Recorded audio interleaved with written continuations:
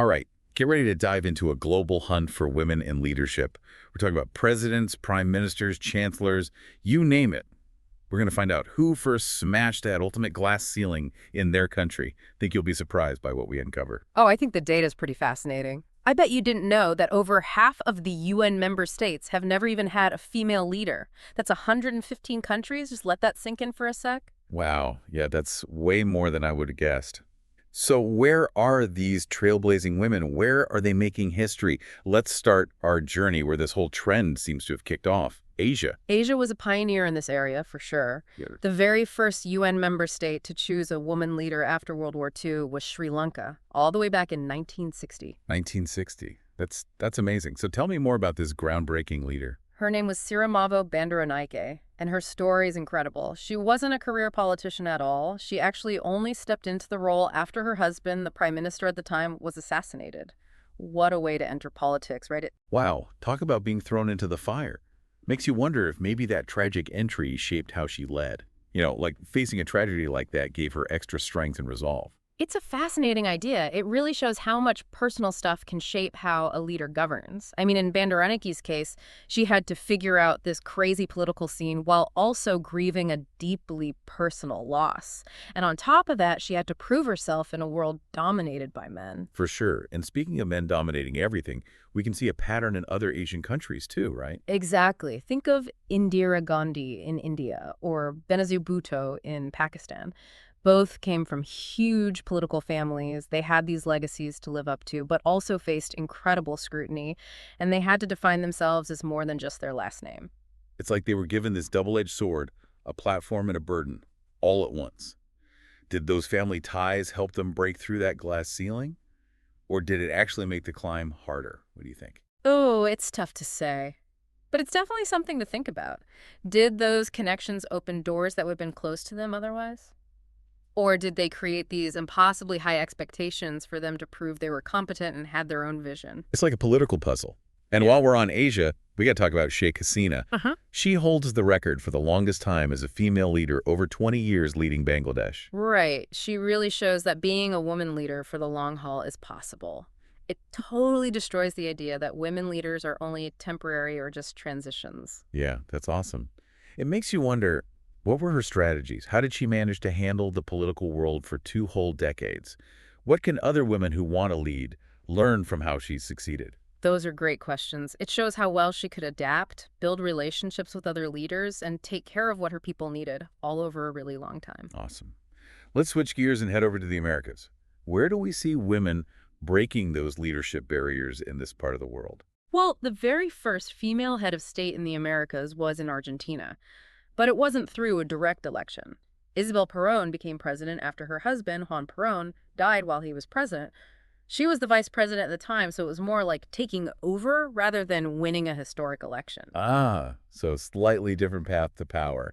Still a huge moment, though, for sure. Yeah. It shows us that sometimes those cracks in the glass ceiling show up in unexpected places. Yeah, exactly.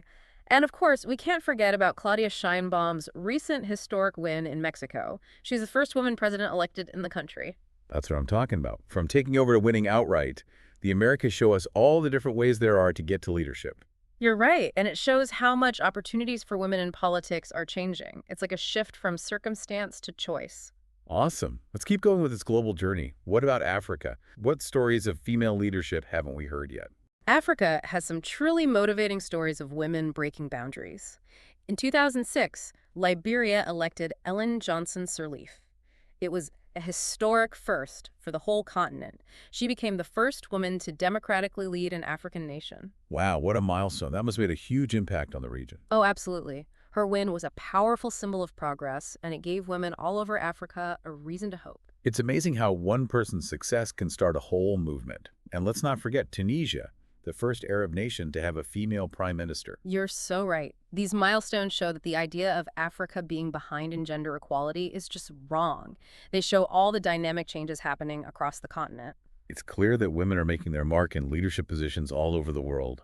But Europe seems to be leading the pack, wouldn't you say? Yeah, Europe has made really impressive progress. They have the highest percentage of countries that have had a female leader, about 2/3 of them. And we can't forget about some of those iconic figures like Angela Merkel. She was Germany's chancellor for 16 years. Angela Merkel, she was a total legend. She really changed what it means to be a powerful woman on the world stage. Her leadership was often described as very practical and steady. She challenged all those old-fashioned stereotypes about what a leader should be like. Yeah, she was a force to be reckoned with, no doubt. But we can't forget about Margaret Thatcher, the Iron Lady. She proved that women can not only lead, they can lead with strength and real conviction. Absolutely. These women weren't just leaders, they were pioneers. They paved the way for a whole new generation of women in politics, in Europe, and everywhere else. Okay, before we get too carried away with Europe, let's not forget about Oceania. What's going on down under? Oceania has also joined the group of regions with women in leadership. New Zealand and Australia, even though they were a little late to the party, have both had their first female prime ministers. It seems like this wave of female leadership is everywhere.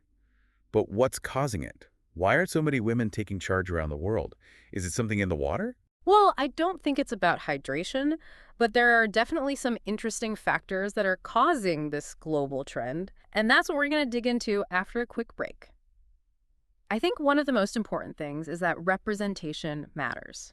Like, really matters. Seeing someone who looks like you in a position of power, that can be so inspiring. It's like that saying, you can't be what you can't see, right? When young girls see women leading countries, it's like planting this seed. Maybe, just maybe, they could do that too. Exactly. And that's not just some feel-good thing. There's actual research that shows this is true. Studies have found that when girls see women as leaders, it actually makes a difference. It changes how they think about what they can do and how much they believe they can be leaders too. So it's like a chain reaction. One woman breaks the mold and inspires tons of others. I'm getting chills just thinking about it. But is it all just about representation? I feel like there's more to it than that. You're right. We have to also think about how social norms and attitudes are changing around the world. As societies become more accepting of women leading, it creates a much better environment for them to actually succeed. Yeah, it's like we're finally getting rid of those old ideas about what a leader should be like, how they should act, what they should look like. Instead of trying to fit into some mold that never fit them in the first place, women are bringing their own unique perspectives, their own experiences to the table. Absolutely.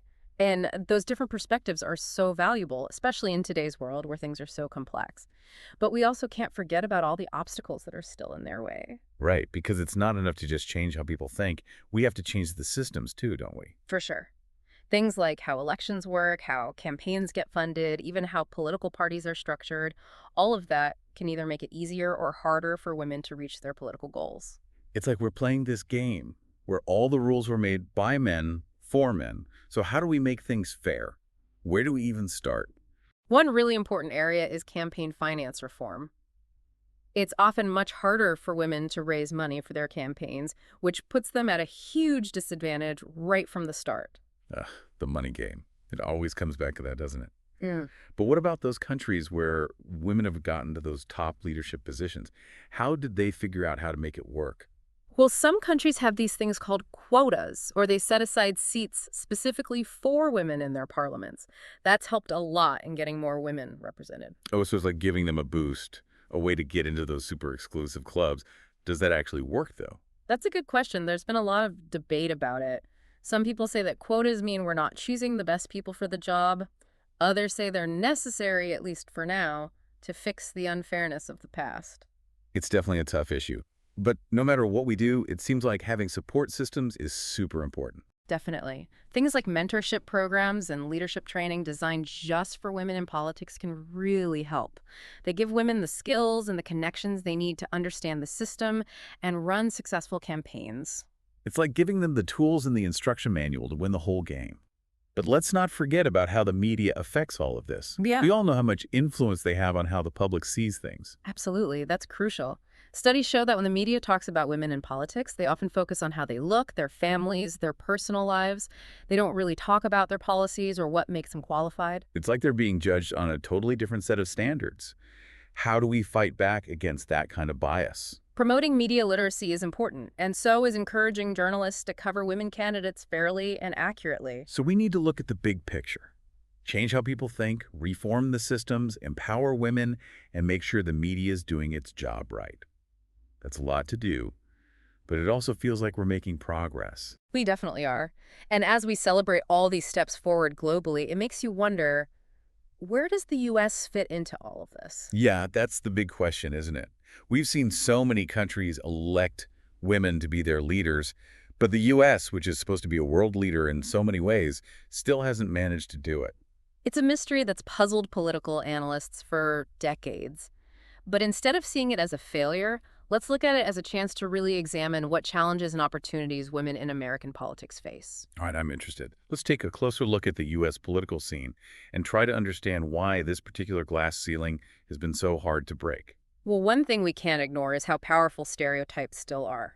The idea of what a leader should be, especially a president, it's still so stuck in these old-fashioned masculine ideas. So it's that tough guy stereotype again, huh? Like women are too caring or cooperative to be in charge of the whole country. Exactly. Those hidden biases can really affect how people vote, even if they don't realize it's happening. Yeah. It's like there's this checklist in voters' minds, and female doesn't fit the idea of president.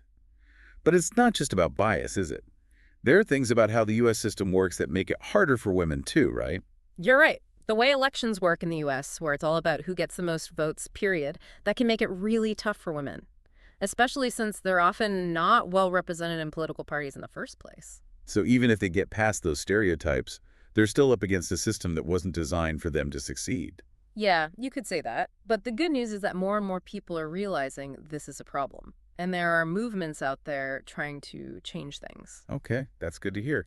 So what are some ways people are trying to make the playing field more level for women in U.S. politics? Well, we're seeing a lot more organizations that are dedicated to helping women who want to run for office. They give them resources, training, and connections to help them run successful campaigns. So it's like they're building a whole support system to help women navigate the political world and break through those barriers. Exactly. And when it comes to actual policy, some people are calling for changes to campaign financing.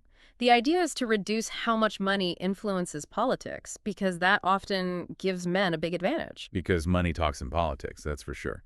And if women are starting out with less of it, that climb is going to be even harder. You got it. But it's not just about changing the rules, it's about changing the culture, too.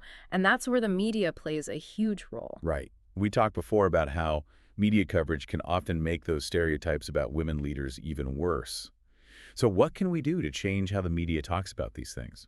I think we need to hold the media accountable, make sure they're reporting things fairly and accurately. They should focus on a candidate's skills and policies, not on whether they're a man or a woman or what they look like. So we should judge them on what they can do, not on their clothes or how they style their hair. Exactly. And as people who watch the news and read articles, we have to be smart about what we're consuming. We have to challenge those outdated ideas whenever we see them. So it's a team effort. Everyone needs to do their part. Individuals, organizations, policymakers, and the media. It seems like a lot, but it's also really inspiring. So what do you think the future holds for women in American politics? Will we see a woman as president in our lifetime? Well, if we look at what's happening, more women running for office, more support systems for them, the culture slowly changing, I think there's good reason to be hopeful. So things are moving in the right direction. Those cracks in the glass ceiling are getting bigger, and maybe, just maybe, we're about to see it shatter completely. It could definitely happen. And remember, the U.S. isn't alone in this. This is a global movement. Seeing the progress women are making in other countries can inspire us and show us what we can do here. It's like we're all in this together, figuring out what works, celebrating each other's wins, and pushing each other to keep going. So to everyone listening out there, we want to know what you think. What's your prediction for women in leadership? Will the U.S. finally catch up to the rest of the world? What countries do you think will be next to have a woman in charge? The future is still being written, and we all have a part in writing it. Pay attention to what's happening around the world, stay involved, and never forget how powerful your voice and your vote are.